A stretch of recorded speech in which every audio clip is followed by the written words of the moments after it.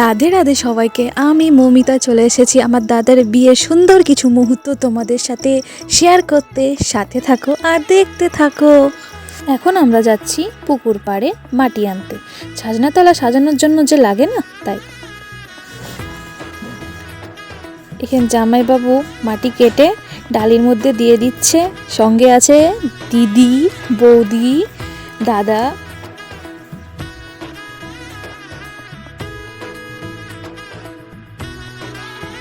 মাটি নামা হয়ে গেছে, এবার চলো বাড়ি। বাড়ি যেতে যেতে খুব মজা করছিলাম। এখানে আমরা নাচ করছিলাম, যেটা ক্যাপচার করা হয়নি।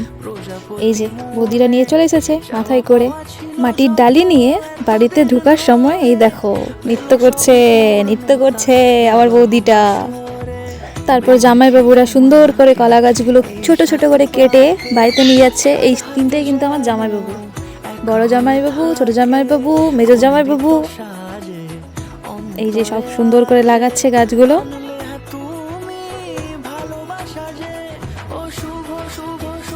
আর এদিক থেকে মুচকি মুচকি হাসছে আমাদের বরমশাই, মানে আমার দাদা।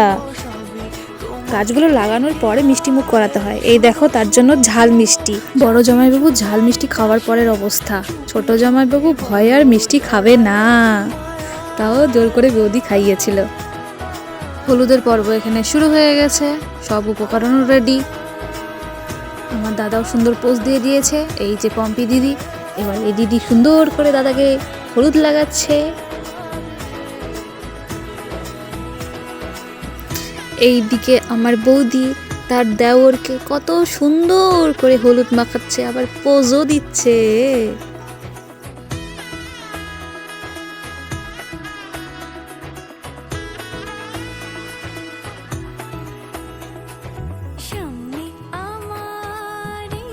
তারপর দাদাকে খুব ঠান্ডা ঠান্ডা ঠান্ডা জলে স্নান করানো হচ্ছে।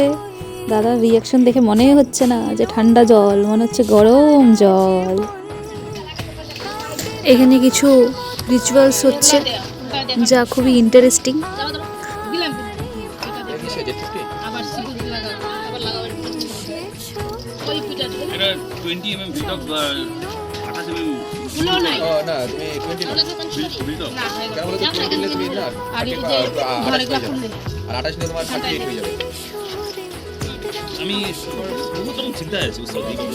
কিন্তু যে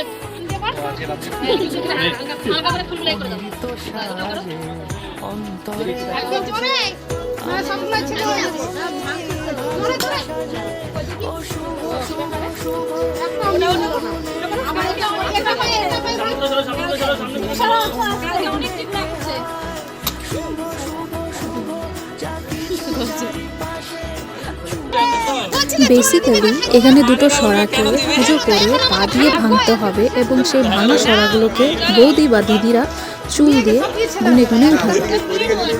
তাই করছে আমার বৌদি।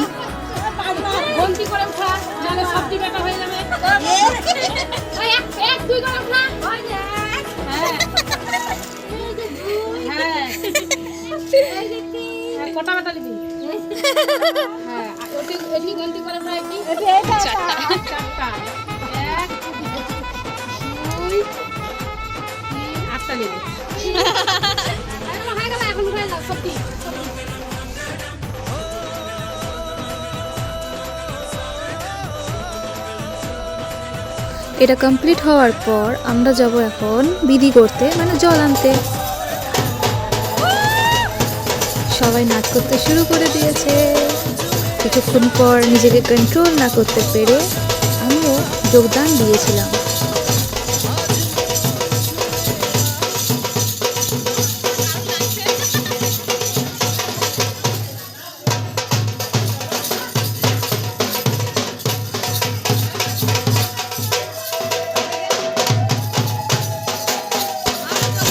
প্রায় অনেকগুলো জায়গায় পুজো দেওয়া হয়েছে। এটা একটা সুন্দর মন্দির ছিল। এই যে আমরা এখন যাচ্ছি সামনে ঠাকুরকে প্রণাম করতে। সঙ্গে আমার কাছে পিছনে আছে আমাদের পুরো টিম। এই পিসির নাচ দেখো কত সুন্দর নাচ করছে। জল ভরা কমপ্লিট, এবার যাব বাড়ি। এই যে দিদিরা কি বললো কিছু শুনতে পাইনি, বুঝতেও পারিনি। মামা বাড়ি ঢোকার পথে ডেকোরেশনটা জাস্ট শুধু দেখো, জাস্ট ওয়াও লাগছে, ওয়াও।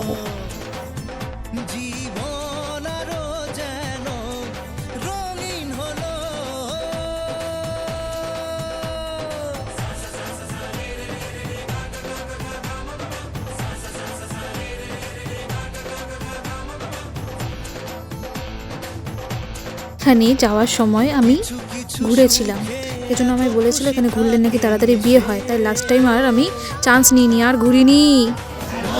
যাচ্ছিস কোথায় তুই এত সুন্দর করে সাজুগুজু করে আনছিস? কি আনতে যাচ্ছিস? কি আর বলবো, দুঃখের কথা, কি খুশি। এখানে কিছু রিচুয়ালস মাসিরা করাচ্ছে দাদাকে দিয়ে।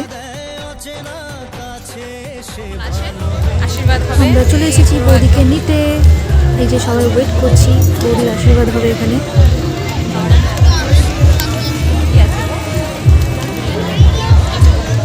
এই হলো আমাদের টিফিন, খাওয়া দাওয়া করে তারপর দেখা হচ্ছে। খেতে বসেছি দুই ভাগনাকে নিয়ে, সঙ্গে ছিল সোনাম দিদি, আর ওদিকে ভাইরা বসেছে, দাদারা বসেছে, মানে পুরোটাই আমরাই বসেছি আশেপাশে, কিন্তু সবাই এদিকে ওদিকে বসেছি, একসাথে কেউ বসেনি। আমার ফেভারিট পিস দিয়ে দিয়েছে আমাকে, আর কি চাই, ওরাও জানে আমি কি পছন্দ করি। দিদির পাতা পরিষ্কার। খেয়ে এসে দেখি বিয়ে কমপ্লিট, হস্তবন্ধনটা বাকি ছিল ওটাও শেষ।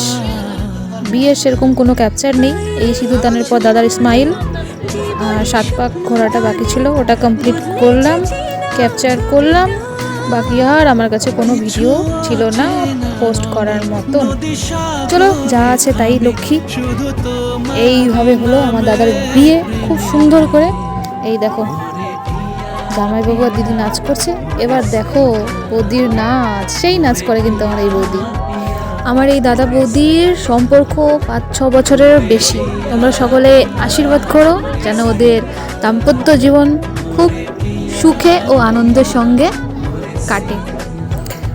বিয়ের মধ্যে সবথেকে ইন্টারেস্টিং পার্ট হচ্ছে এই বাসর ঘর ধরা, যেটা কন্যা পক্ষ ধরেছিল এবং তাদেরকে 3001 টাকা দেওয়া হয়েছিল।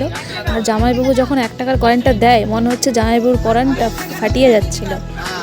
দাদার এই বিয়ের ব্লগটা আমি এখানেই সমাপ্ত করলাম, পরের ব্লগটা আমি কিছুদিন পর পোস্ট করছি। টাটা।